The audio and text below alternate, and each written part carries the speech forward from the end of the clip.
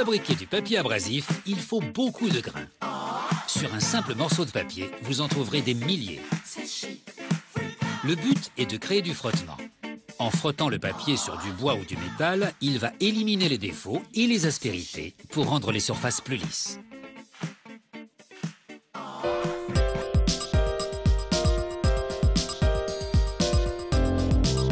Quand on y réfléchit, on peut se demander comment une surface aussi rugueuse peut rendre une autre surface si lisse. Le papier abrasif n'a de papier que le nom. C'est en fait un mélange de coton et de polyester. On déroule le tissu dans une machine équipée d'une presse d'imprimerie. Les rouleaux d'imprimerie sont équipés de tampons aimantés qui vont inscrire les informations du fabricant sur le tissu. À sa sortie de l'imprimeuse, la bande de tissu traverse une autre série de rouleaux qui vont l'enduire d'adhésif thermique sur sa face encore vierge.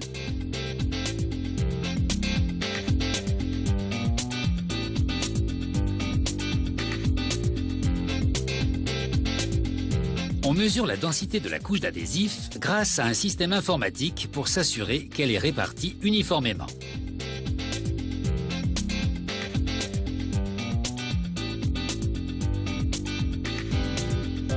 Ensuite, la bande de tissu descend au sous-sol dans un puits électrostatique. Ici, l'atmosphère est toujours chaude et moite. C'est idéal pour appliquer des grains abrasifs en utilisant l'électricité statique. On déverse les barils de grains au-dessus du papier qui défile plus bas. Ils se déposent sur le tissu en mouvement qui traverse un système d'électrodes et de plaques reliées à la terre. Le champ électrostatique ainsi créé provoque une tempête de sable miniature.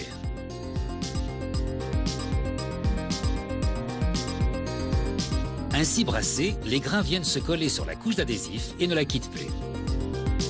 Ce procédé électrostatique permet de répartir les grains de manière plus homogène sur toute la surface du tissu.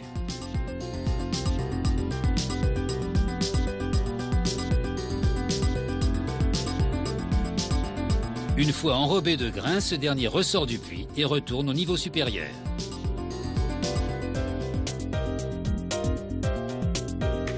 On prélève un échantillon sur la bande de tissu dans lequel on va effectuer 3 prélèvements supplémentaires. Un du tissu tout seul, un autre du tissu et de la couche d'adhésif, et enfin un dernier du tissu enrobé de grains abrasifs.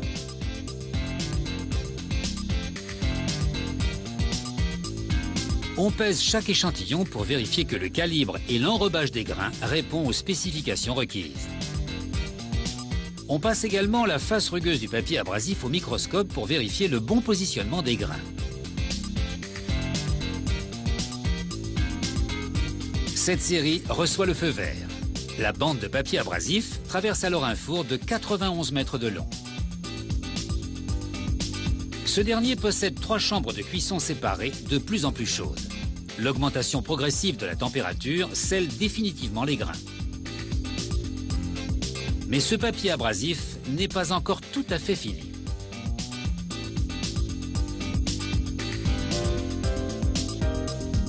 À l'étape suivante, on étale une couche de résine sur la face abrasive pour fixer les grains au tissu. Puis la résine ayant séché, on entrepose ensuite les énormes rouleaux de papier abrasif dans un entrepôt en attendant de les découper.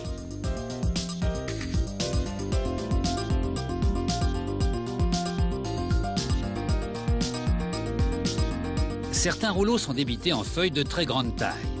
Elles serviront dans les ponceuses et les polisseuses industrielles qui travaillent sur de gros objets.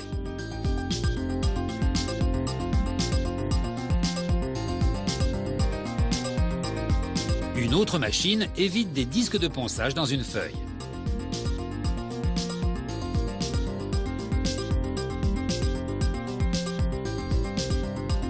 Ici, on a aligné 4 bobines.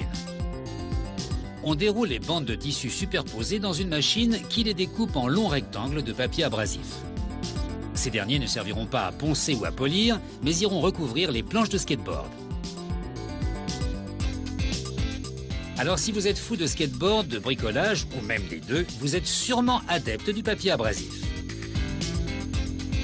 Ensuite, il ne reste plus qu'à choisir le bon grain ou la bonne série de grains selon ses besoins.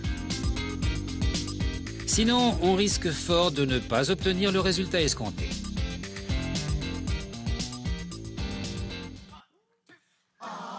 Dans cette vidéo, on a pu observer quelques étapes de fabrication. La première, c'est donc imprimer le support avec la marque, la granulométrie, le sens de rotation. Ensuite, on applique le liant de fond. C'est la colle qui va permettre de faire adhérer les grains au support. Le procédé électrostatique permet d'obtenir une orientation des grains régulière, la pointe vers le haut, ce qui permet d'obtenir un abrasif extrêmement agressif. Ensuite, on fait passer l'abrasif dans un four, ce qui permettra de faire sécher le liant de fond. Et pour terminer, on va fixer les grains entre eux avec le liant de recouvrement. Donc chaque fabricant a son code couleur qui nous renseigne sur le type de grain utilisé. C'est justement ce qu'on va voir maintenant. Quels sont les produits abrasifs disponibles sur le marché? À l'école, aux travaux manuels, ou chez vous si vous bricolez un petit peu, ou éventuellement si vous travaillez chez un restaurateur d'art, vous avez peut-être déjà utilisé le seul abrasif 100% naturel. En effet, on utilise le cristal de grenat, que vous voyez ici, qu'on appelle aussi rubis, en guise de grain abrasif. C'est un grain donc 100% naturel tiré du sol, concassé, collé sur un support. Ce support, c'est du papier, donc ça en fait un abrasif plutôt fragile qui sera uniquement utilisé pour le travail manuel. Donc ce n'est pas un abrasif fait pour les machines, mais vraiment pour des petits travaux, du bricolage, de la restauration. C'est pas un abrasif qui aura un bon rendement, c'est un abrasif qui va d'ailleurs s'user assez rapidement. C'est l'abrasif le moins dur du marché. En plus de ça, vu que ces grains sont collés sur du papier, ça en fait un produit fragile qui va facilement se déchirer. Le moindre pli va générer le décollement des grains, donc c'est vraiment l'abrasif pour des petits travaux, pour du bricolage ou pour de la restauration de mobilier. À partir de maintenant, tous les abrasifs qu'on va voir ensemble sont des abrasifs synthétiques. Donc grâce à un procédé chimique, on a réussi à obtenir des grains plus durs que ce qu'on pouvait trouver à l'état naturel.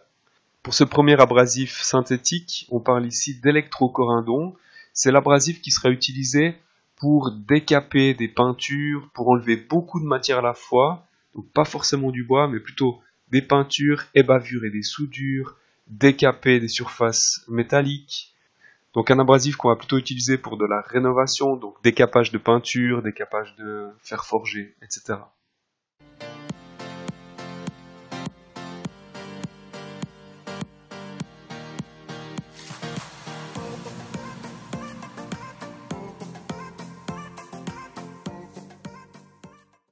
L'abrasif suivant, le corindon, c'est vraiment l'abrasif qu'on utilise tout le temps à l'atelier. Donc on l'utilise pour un ponçage manuel, sur les machines portatives et sur les machines stationnaires.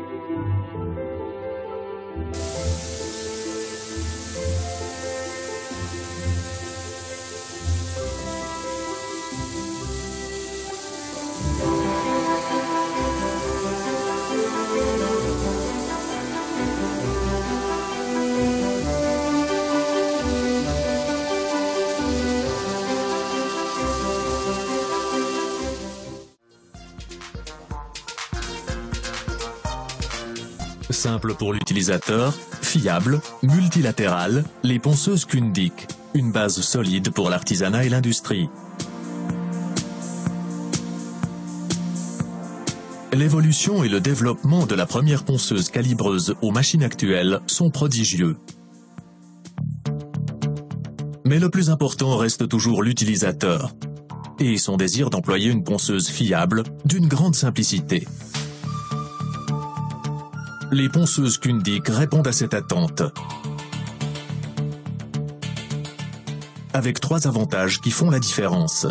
Le réglage de la partie supérieure, l'alimentation automatisée et la simplicité du maniement.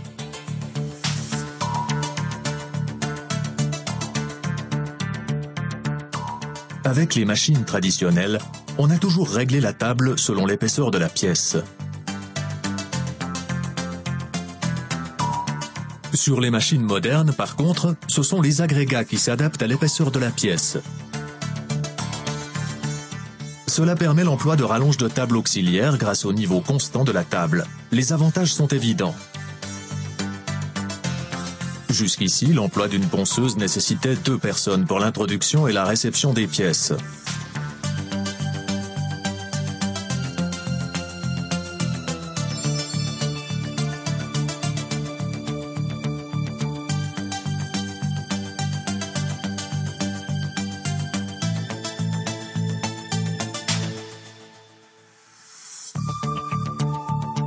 Avec une ponceuse Kundig, une personne suffit.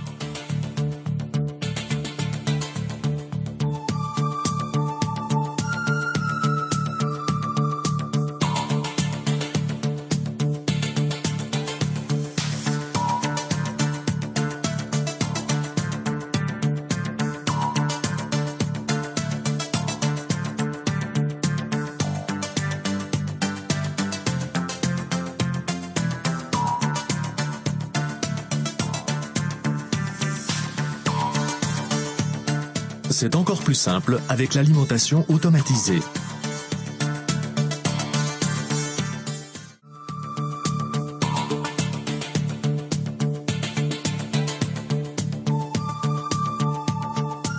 La mesure automatique et le déclenchement de l'avancement intégré rendent le travail visiblement plus efficace.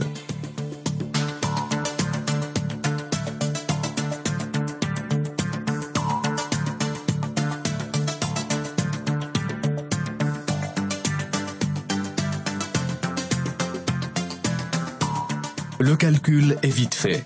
On a tout simplement besoin de moins de main-d'œuvre et moins de temps avec une ponceuse à large bande Kundig.